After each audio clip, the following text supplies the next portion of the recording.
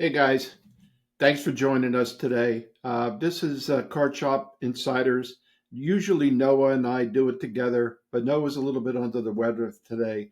So he contacted me earlier. He's got a cough and he's hacking and he's just sniffling and he just feels like hell. So he doesn't want to come here and spread it around, and I'm thankful for that. I don't need to get sick right now. Noah usually does the introduction. What we This podcast is all about the card shop business from both sides of the counter.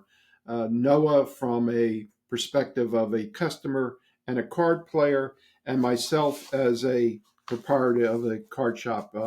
I've been in this business for 26 years, and I'm hopefully I can expel some of my knowledge out there about how to run a card shop and how not to run a card shop. Now, again, Noah usually does the news and updates. He normally puts it on a Google Doc, and he has a lot of information and he goes over it. But he didn't have anything there today, so I'm going to wing it. What I'm doing is I looked and I copied down some notes, and we're going to talk, excuse me, talk about general gaming. One Piece continues to do very well. Uh, I was able to get some product from a secondary marketer, and I've got enough to sustain my league for the next couple of weeks, probably a month or so. So, yeah, we're getting pretty good attendance for One Piece, and I can't complain about that. Uh, Again, next week, well, today is actually New Year's Day. I'm here at the store, uh, clearing things out, doing some paperwork, cleaning up a little bit, things that I need to do. And again, I was expecting Noah so we can come in and do uh, the podcast episode. So I'm here by my lonesome. Again, we talked about this before. When you have a shop or you have a business, you're never really off, even though it's New Year's Day. I'm going to stay here for a couple of hours, finish doing what I need to do, and then go home and watch the football games on TV. Uh, but getting back to our news and updates, Magic continues to do exceptionally well, and I'm just going to give you a little bit of a timeline for when things are coming out. Excuse me. Innistrad Remastered is due for release on Friday, the 24th of January. Now, Ether Drift comes out on Valentine's Day, the following month. That'll be on February 14th. So we'll have the pre-release, scheduled for that, that time period. I don't know the exact dates or not, but I'm pretty sure it's pretty close to that. I also found out that we're going to have reprints of Bloomburrow and Dustmorn Commander decks, which were very popular. There hasn't been a specific date yet. I'm in for some with my distributor, my primary distributor, and naturally they're going to be allocated. So it seems like everything in life is allocated lately, but it is what it is. But that's what's going to happen. Now, Yu-Gi-Oh! The premiere for the next Yu-Gi-Oh! Set is called Supreme Darkness. The premiere is going to be run anywhere between Friday, the 17th of January, through Sunday, the 19th of January. And the set officially releases the following Friday on the 24th of January. But OTS stores like myself can begin selling it on Wednesday, the 22nd of January. They expanded, I guess, a couple of sets before this current set. They expanded the period of time that you can run a premiere from usually just Saturday and Sunday. Now they included Friday on it. But I don't have enough interest on a Friday, so we're going to just do it on a Saturday and Sunday. Uh, a new game is coming out. Well, let's put it this way: it's a new game with a new release from Bandai. It's Gundam card game. Now I understand Gundam's been out in different releases in the past, uh, but there's been a lot of hype about this new game. There's not a lot of information as far as when it's actually going to be released. Excuse me. There is a a beta set that had come out in December, uh, and not too many people knew about it. I guess it was, I don't know. They had this thing called Bandai Fest in Orlando and overseas, someplace over, whatever the hell that is. But yeah, it's a game that's coming out in early uh, 2025, so I'm sure it's going to be the first quarter. And it's been a lot of hype about it. A lot of people have asked me about it. And of course, I asked my distributor, I said, look, I don't see it on your website. So what's the scoop? When is it coming out? Well, I did find out that it's going to be more than a few just, distributors. They're going to expand it to a couple of distributors that I like to deal with. So it's good. So it means I'll be able to get product compared to my situation with One Piece being limited with the product that I can get from some of the distributors I deal with. So there'll be more available, which is good. Now I'll give you more information as it comes up, but I understand the Gundam is going to be. It's called the Gundam card game.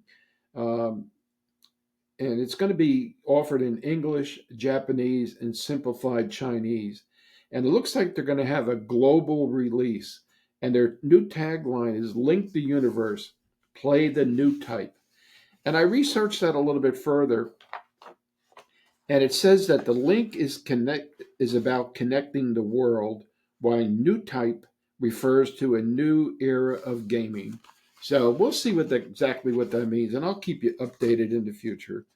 But that's basically it for the new products or the news and updates to products. And I'm sure there'll be more information forthcoming next week when Noah comes in and we do our normal podcast, because he's usually pretty good with that kind of stuff. He stays on top of it more so than I do. Now, today's topic is owning a card shop can offer numerous opportunities to pivot and adapt to market trends, customer needs, and emerging industries. And that's really what I wanted to talk about. So there was 14 ideas. And let me see if I can find everything. Here it is.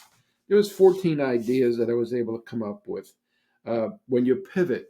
Now, pivoting means you got to make decisions on a fly. When you have a business, as far as my business, I'm always making decisions.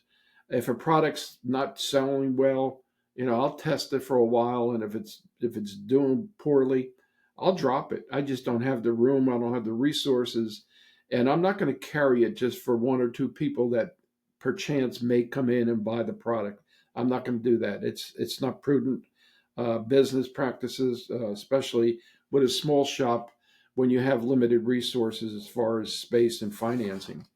Uh, but again, the first thing on the list when you pivot is you can expand your product offerings.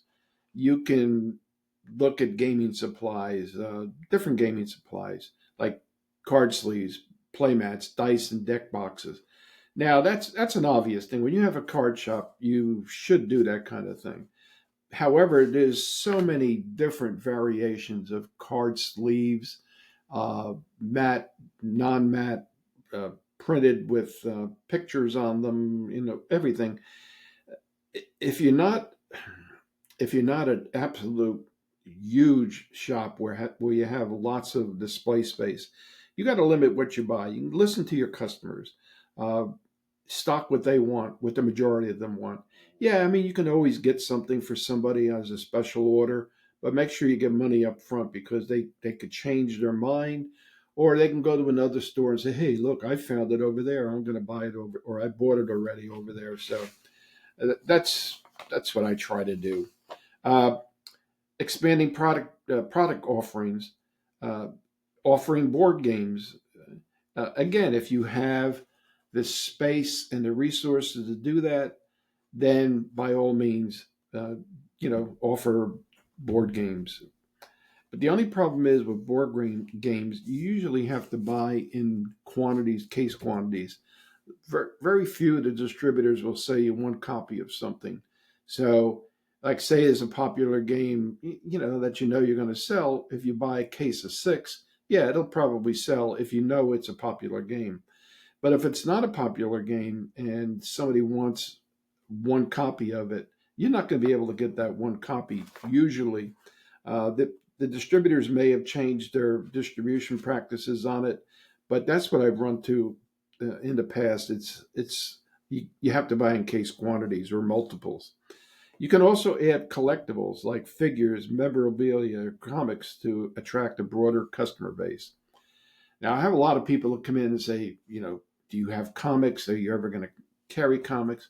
And the answer is no, that's not my expertise. Uh, Comics is another broad, it's a huge business. And a lot of people buy their comics online. It's not like the old days. There are some comic shops around that you can go to and browse through. But again, comics you have to buy in multiple quantities, and usually they're not returnable. All right, some of the other ideas: hosting events. That's a no-brainer. Tournaments, host TCG tournaments or gaming nights to drive foot traffic and sales. That's a no-brainer. You can offer trading nights where people come in and you can have them trade with other people. However, you got to be careful because some of these slick guys will come in and try to sell some of these cards to other people, and I don't personally, as a store, allow people to come in and sell their cards here. I just don't because that's just you open up a ball of you open up Pandora's box when you do something like that. Um, I'm just going to go over some of these other things because this is not going to be a long podcast today. Online sales. You can create an e commerce website to sell cards and merchandise to a broader audience and use platforms like eBay or TCG Player to reach collectors outside your local area and run live sales on platforms like Facebook, Instagram, or TikTok if it's still around in the next couple of weeks. Uh, Here's something that was kind of interesting. Diverse, this list that I compiled was diversify integrating services. Become like a PSA or a Beckett. I don't think that's a good idea. To tell you the truth, you need a lot of capital to do something like that. You have to insure the cards. It's just a situation that I personally would not recommend to anybody. Uh, Especially, I think Noah last week talked about this card shop in England, or yeah, someplace in the United Kingdom that they had three or four hundred cards stolen, and you got to the value of those cards, you got to make good on those to the people who put them into your grading service, and I'm not sure if maybe Noah could find out more information, and I'm not sure if insurance is going to cover that. Um, I'm just going to go down this list. Content creation, I should say. Start a YouTube channel, blog, or social media presence to discuss card trends, review new sets, or provide tips. That's something that Noah and I have discussed, and I think it's a viable, viable topic that we're going to talk about in the future between us and see what we can do. Create a membership or loyalty program. I have a loyalty program. Now that you know, the tagline on it is offer exclusive perks such as discounts, early access to new products, or free entry to events. Yeah, I mean, the loyalty rewards program, as far as I'm concerned, is probably one of the best business decisions I made. It cost me a little money. That's fine.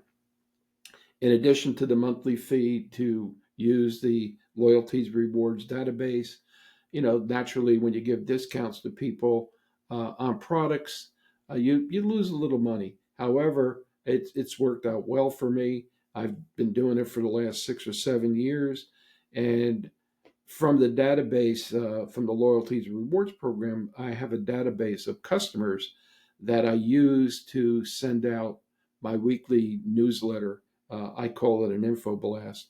So it works well for me. Um, all right, some of these other things is that you can do when you're pivoting to make more money. Emphasize nostalgia. stock vintage or retro cars to attract older collectors and tap into their nostalgia. Um, Again, if you have the resources financially and storage wise, that may be a good idea. And also host throwback events centered around older games or sets. Now, I know a couple stores, especially with Yu Gi Oh!, they'll do non sanctioned uh, older set.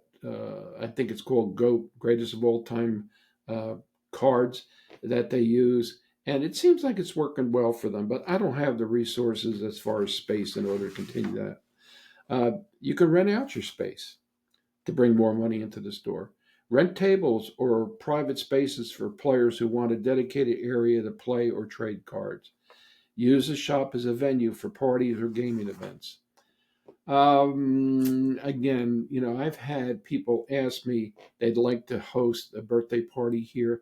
I used to do it a long time ago, uh, but I don't do it anymore because I'll be honest with you, people are slobs. They make a mess, and they had stuff all over the floor, and I was relegated to cleaning it up at that time, and leave stuff all over the tables and things. Uh, so I'm just not going to do that anymore. I'm to the age where I don't need to do it. I don't want to do it. And as far as you know, having events here like that where I'm renting out the space, no, it's not in my wheelhouse. Uh, Another thing is themed merchandise. Create branded merchandise like T-shirts, hats, and mugs for card game enthusiasts. Some stores do really well with this, where they have branded mats with the store name on it, or branded shirts and branded hats.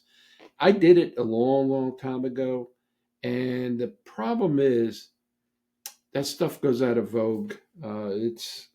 It's not as popular as you might think it is, and it's an expense. And if you don't get rid of everything that you purchased, as far as promo materials like that, you're stuck with it, and it's an expense that you might not recover. But some stores do well with it. Maybe they market it better than I did. I don't know. I just don't know. Uh, One of the other things on this list is themed cafes or snack bars. A lot of stores are getting into having a game shop, quote unquote, bar where they sell limited, beer and wine and stuff, along that line. That's all well and good if you can control it, if you have the resources uh, to fund it, and if you have the resources to manage it, like make sure you have enough staff on hand, especially if you're selling liquor, beer, or wine.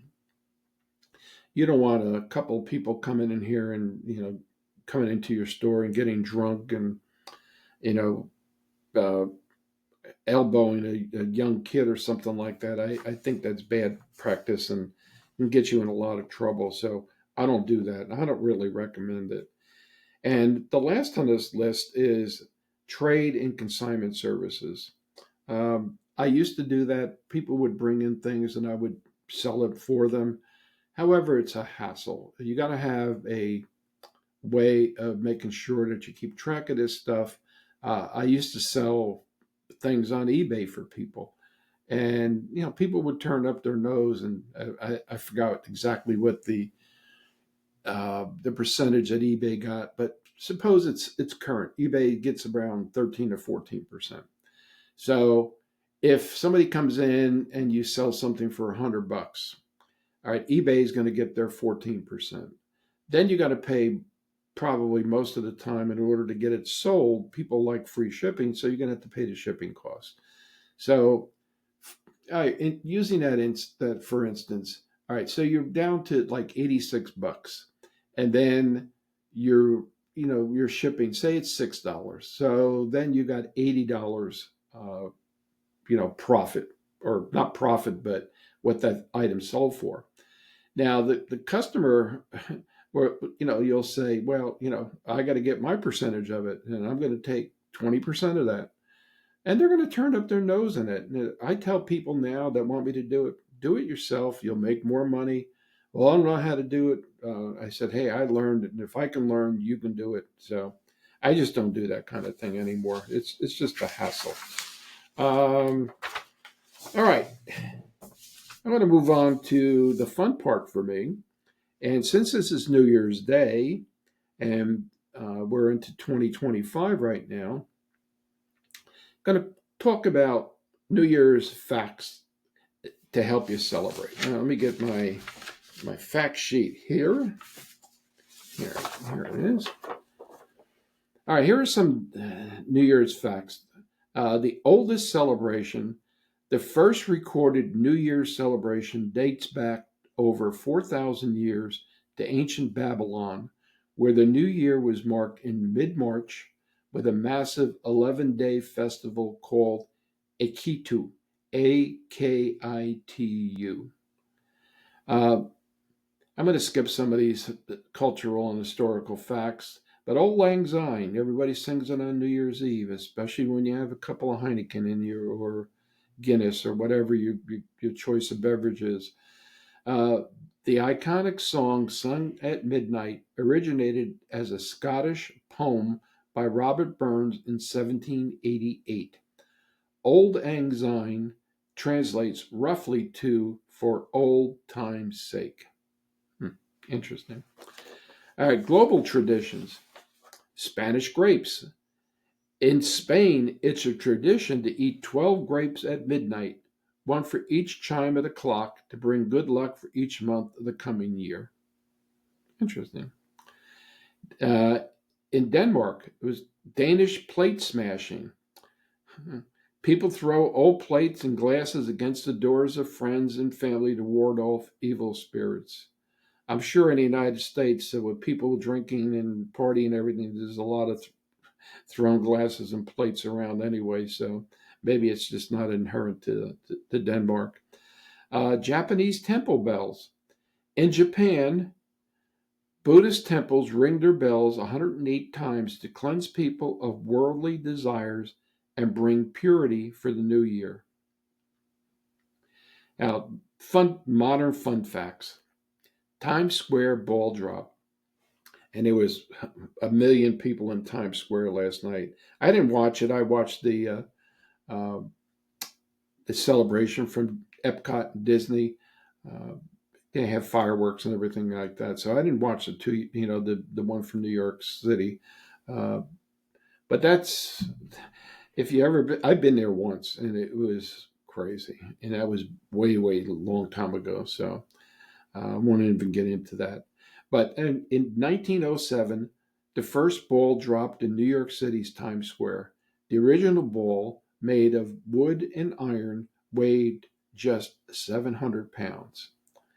Fireworks spectaculars. Sydney, Australia is often among the first major cities to celebrate with fireworks, as it's in one of the earliest time zones. And again, like I mentioned, I watched the fireworks from Disney last night from Epcot, and it's always fantastic. And they have good music, and what they do is for each of the countries that participate around the World Showcase, they set off the fireworks where that country uh, had their had 2020 in this instance 2025 first. So the United States is usually last, so they go from you know France to Italy and so forth and so on. So it's kind of interesting. Largest party. Rio de Janeiro, Brazil, hosts one of the world's largest New Year's Eve celebrations, with millions gathering on Copacabana Beach. And here's some superstitions. Wearing red underwear. In Italy, people wear red underwear for love and passion in the coming year. Hmm, cool. First footing. In Scotland, the first person to enter a home after midnight, known as the first footer, brings gifts like coal or bread to ensure prosperity. That's interesting too. Um, two more. This is in the miscellaneous category. Baby New Year. The symbol of Baby New Year dates back to ancient Greece, where a baby was paraded around to mark the rebirth of Dionysius, the god of wine and fertility. The global countdown for New Year's starts. Let's see, it starts in Samoa. Samoa and Kiribati. It's Kiribati are the first countries to celebrate the new year, while American Samoa is one of the last. Okay. Well, that's it. That's as far as the fun facts that I had today. Uh, and again, thank you for joining today's episode. Uh, I apologize for Noah not being here, and thank you for putting up with me and listening to my incessant babble. I'm not the most eloquent when it comes to this, but I wanted to get the podcast out in a timely manner. And I also want to thank our Patreons: Ben, Grant, Brandon, Logan, Drake, I'm sorry, Drayden, Jake, Brian, and Michael. Thank you so much for supporting our efforts this past year. I truly appreciate it. Uh, it's people like you and people who subscribe to the channel and listen to our podcast that helps give me motivation to continue doing this. Uh, I just turned 78. This has become a fun thing for me to do. I enjoy doing it. Hopefully, you stick around long enough to listen to uh, you know, my babbling and rambling on. Noah keeps me pretty much on track sometimes. Uh, but, again, I appreciate you listening and supporting us. If you have any questions, by all means, send us an email, put a comment on Facebook or wherever else you can comment, and Noah or I will get back to you, and, in a hopefully in a timely manner. So I apologize if this is a little shortened episode today. Maybe that's good. Maybe we should keep it under a half hour, all the time. And I know I'm supposed to be looking at the damn camera, but it's hard to continually look at that camera, which I'm doing now. So we'll maybe I'll get better at it. All right, guys. Well, thank you very much again. I appreciate it, and happy New Year to everybody. I hope it's a safe, prosperous, and healthy one for everybody and your families. Thanks again. Bye.